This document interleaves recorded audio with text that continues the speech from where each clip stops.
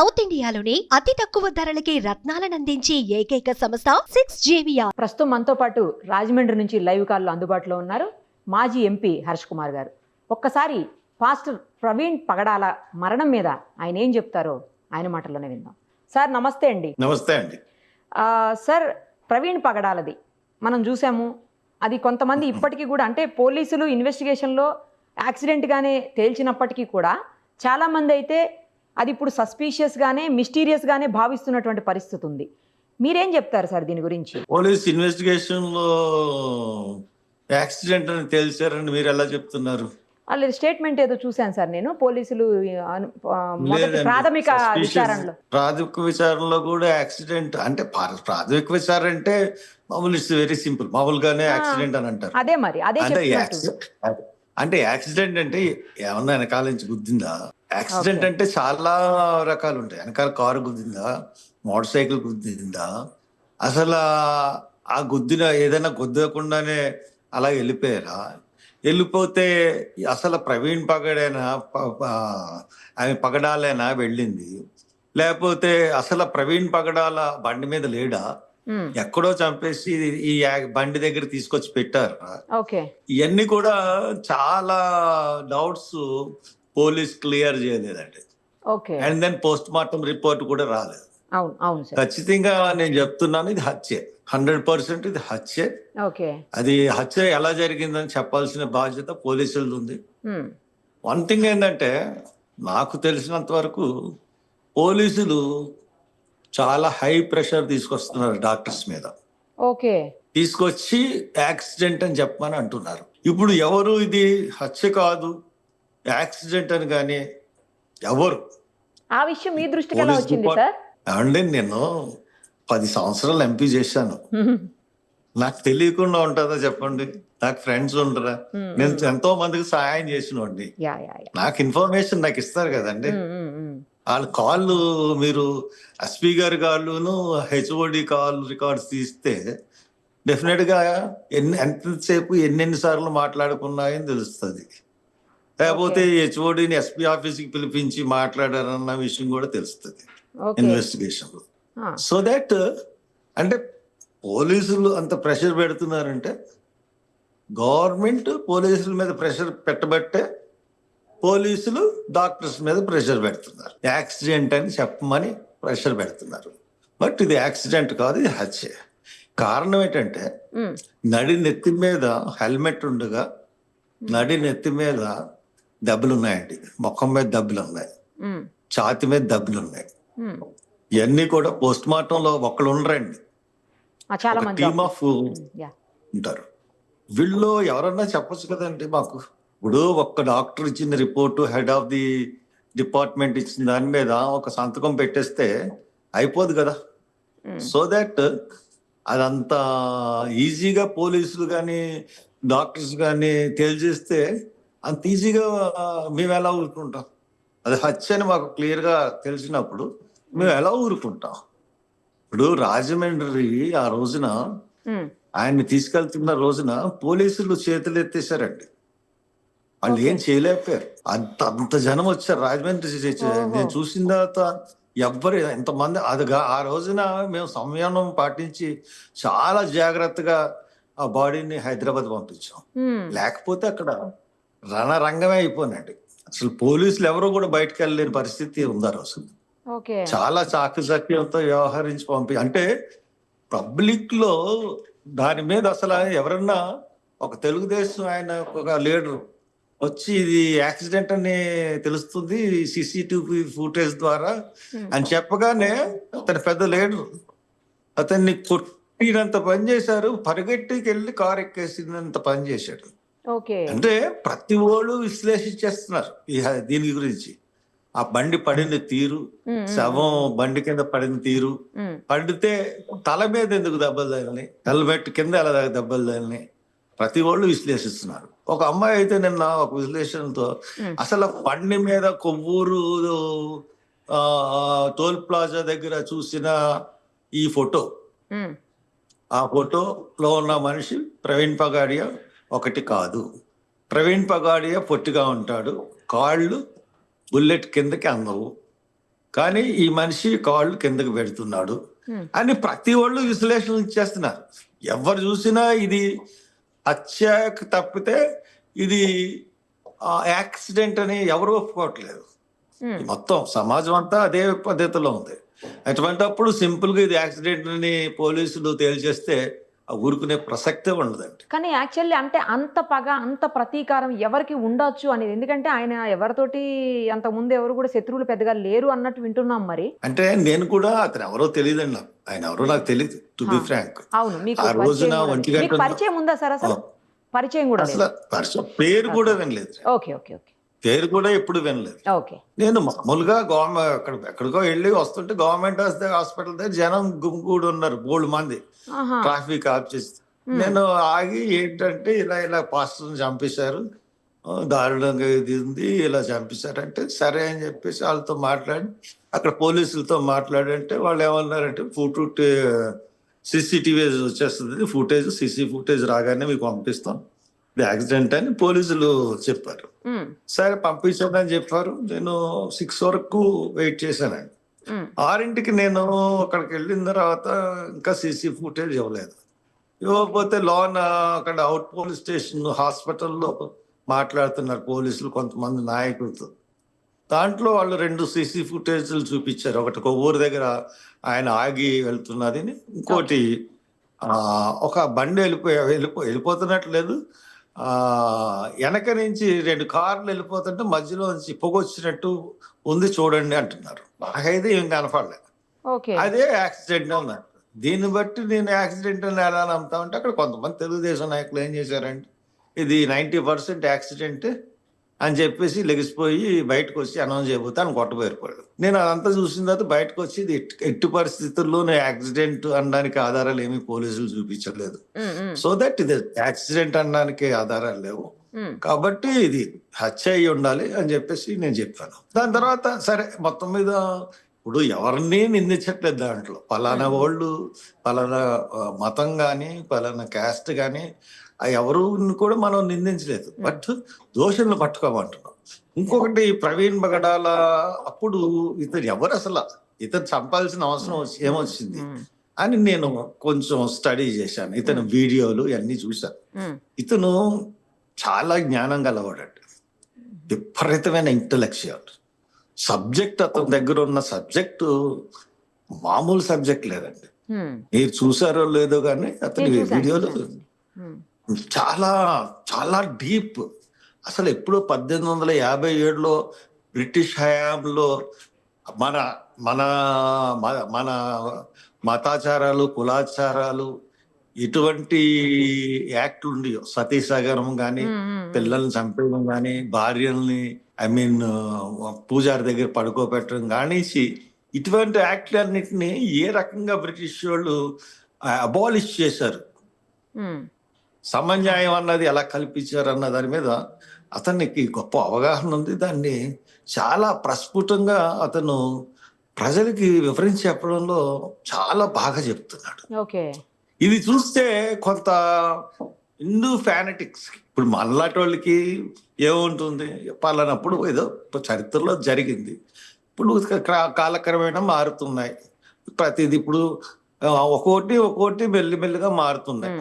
ఇప్పుడు ఆస్తి హక్కు లేదన్నారు, ఆస్తి హక్కు వచ్చింది. ఇవన్నీ మనకి లేడీస్ కి ఇలాగ వచ్చినాయి, ఇవన్నీ మనం అనుకుంటాం. అంతకుముందు ఓటు హక్కు లేదు, అంబేద్కర్ ఓటు హక్కు కల్పించాడు. ఇలాగా మనకి ఇవన్నీ వచ్చినాయి వరుసగా మార్పులు అని మనం అనుకున్నాం. కానీ ఇప్పుడు కొంతమంది ఇవన్నిటిని మా యొక్క కొన్ని విషయాలను ఇతను చాలా బయటకు తీసుకొస్తున్నాడు అన్న ఒక దుగ్ధ అనేది ఉండడానికి ఆస్కారం ఉంది. తర్వాత ఈయన ఇంకోటి కూడా ముస్లిమ్స్ తో కూడా కొంత ఈ మతపరంగా కొంత వివాదం కూడా ఉంది. అండ్ దెన్ ఇంకోటి ఏంటంటే ఇతను బాగా ఎదిగిపోతున్నాడు, మమ్మల్ని అందరినీ మించిపోతున్నాడు అని ఆయన అంటే మీకు మిషనరీస్ కాదు కానీ ఈ సంఘం పరిచయం చేసి కొంతమంది చర్చెస్ పెట్టుకుని డబ్బులు సంపాదించే వాళ్ళకి కూడా ఇతని మీద కట్టగింపు ఉండొచ్చు.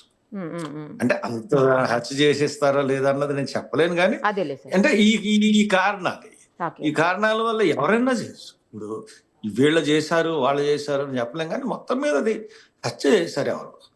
ఆ హత్య ఎవరు చేశారన్నది పోలీసులు పట్టుకోవాలి, కానీ సింపుల్గా ఇది యాక్సిడెంట్ అని వాళ్ళ చేతులు దులుపుకుంటే మటుకు కరెక్ట్ కాదు. అది హత్యే, ఖచ్చితంగా హత్య. ఎందుకంటే ఏ ఏ సీసీటీవీ ఫుటేజ్లోనూ ఈ రోజు ఇప్పటి వరకు ఏ సీసీటీవీ ఫుటేజ్లోనూ అతని మొహాన్ని పోలీసులు నిర్ధారించలేదు. ఓకే. ఎక్కడ కూడా అతనే సీసీటీవీలో ప్రవీణ్ ప్రగాడియా అన్నది నిర్ధారించలేదు.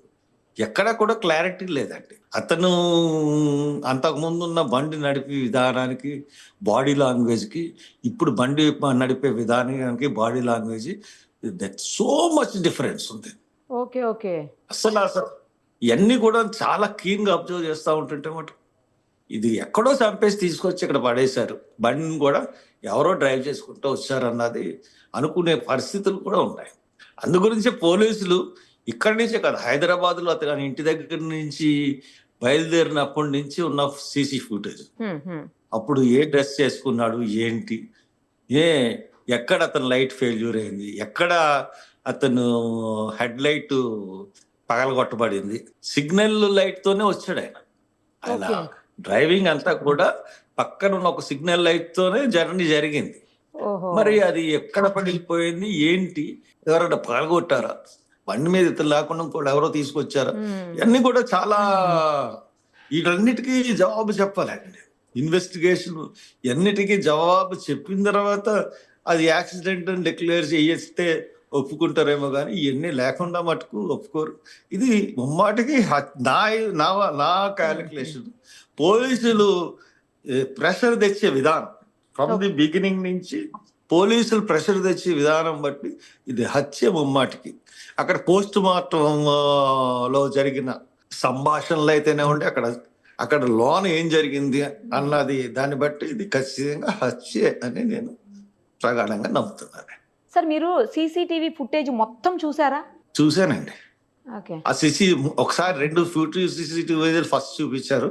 ఓకే. మూడో సీసీటీవీ ఫుటేజ్ ఆ దాంట్లో ఏముందండి, ఎలా ఉందంటే ఆ బండి ఇలా వస్తూ కిందకి వెళ్ళిపోయింది. ఓకే. లాగా మెయిన్ రోడ్ నుంచి వస్తూ కిందకి వెళ్ళిపోయింది. నేనేమన్నానంటే ఈ సీసీటీవీ ఫుటేజ్ ఇలాగ వెళ్ళిపోతున్న బండి నుంచి ఒక 30 సెకండ్లు కానీ 1 మినిట్ కానీ ముందున్న సీసీటీవీ ఫుటేజ్ ఇవ్వండి అన్నారు. అంటే ఒక డిఎస్పీ ఏమన్నాడంటే అన్ని మీకు ఇచ్చేస్తా, మాకు ఇన్వెస్టిగేషన్ ఎలాగండి అన్నారు. సో దాట్ నేను నమ్మాను పోలీసుల్ని, లేకపోతే నమ్మబోతాను, చూపించమని గొడవ చేద్దాం, ఇన్వెస్టిగేషన్ బాగా చేస్తారేమో అని అనుకున్నాను తప్పితే ఈ రకంగా వాళ్ళు మతలబ్ చేసి తర్వాత పోస్ట్ మార్టం కూడానండి మేడం, వాళ్ళు 9:45కి ముందు రోజు చనిపోయాడు. నెక్స్ట్ డే బాడీ మార్నింగ్ తీసుకొచ్చారు. మార్నింగ్ తీసుకొచ్చిన తర్వాత వాళ్ళ రిలేటివ్స్ వాళ్ళు మధ్యాహ్నం 3 ఆ ప్రాంతానికి వచ్చారు. ఆ ఎన్క్విస్ట్ 24 అవర్స్ చేశారండి. ఎన్క్విస్ట్ 24 అవర్స్. గత రాత్రి మొదలెట్టింది, ఈ రోజు 2 వరకు ఎన్క్విస్ట్ రిపోర్టు తయారు చేయలేదు. తయారు చేసి అప్పుడు పోస్ట్ మార్టం అప్ చెప్తే వాళ్ళు ఒక 3 అవర్స్ చేసి, అంటే వాళ్ళు ఒక ప్లాన్ అనమాట. ఇది ముందుగానే పోస్ట్ మార్టం చేసేస్తే ఈ జనాన్ని మనం ఆపలేము, ఈ జనాన్ని బాడీ బయటకు వెళ్ళినారు, మాకు రిపోర్ట్ బయట పెట్టండి, మాకు ఏదో అనౌన్స్ చేయండి అని ప్రెషర్ ఇస్తారన్న భయంతో పోలీసులు అంత లేట్గా చేసి నన్ను వాళ్ళ ఎదురుగా అక్కడ నన్ను కన్విన్స్ చేశారు. ఎలాగా, వాళ్ళ ఫ్యామిలీ ఎదురు చూస్తుంది బాడీ గురించి, మీరే పంపించాలి హర్ష్ కుమార్ గారు. ఇంకా అది మానవతా దృక్పథం. వీళ్ళు ప్లానింగ్ చేసినా కానీ వాళ్ళు తప్పు చేసినా మనం తప్పు చేయకూడదు. అది అందరూ అతని బాడీ గురించి ఎదురు చూస్తా ఉన్నారు. సో దట్ నేను అందరినీ కన్విన్స్ చేసి నేను జాగ్రత్తగా బాడీని పంపించడానికి ఒప్పుకుని జాగ్రత్తగా నేనే ముందుండి తీసుకుని వెళ్ళి వ్యాన్ ముందు ఉండి తీసుకెళ్ళి రోడ్డు మీద వరకు మీద పడిపోయారండి. వ్యాన్ మీద పోలీసులు ఆపే పరిస్థితి. వ్యాన్ పంపించామండి. ఆ రోజున్నంత జనం 50,000 మంది కన్నా ఎక్కువ వచ్చారండి. అసలు నేను ఆశ్చర్యపోయాను, రాజమండ్రిలో ఏంటి ఈ జనం, ఎప్పుడు ఎక్కడా కనపడలేదు ఈ జనం అన్నది ఆశ్చర్యం అనిపించింది. పైగా అది వాలంటరీగా వచ్చినటువంటి ఇంతమంది జనం అందరూ కూడా ఎవరు తీసుకొచ్చిన వాళ్ళు? ఎవరికి సంబంధం లేదు, అదే. ఏ లీడర్షిప్ కి సంబంధం లేదు, ఏ చర్చికి సంబంధం లేదు.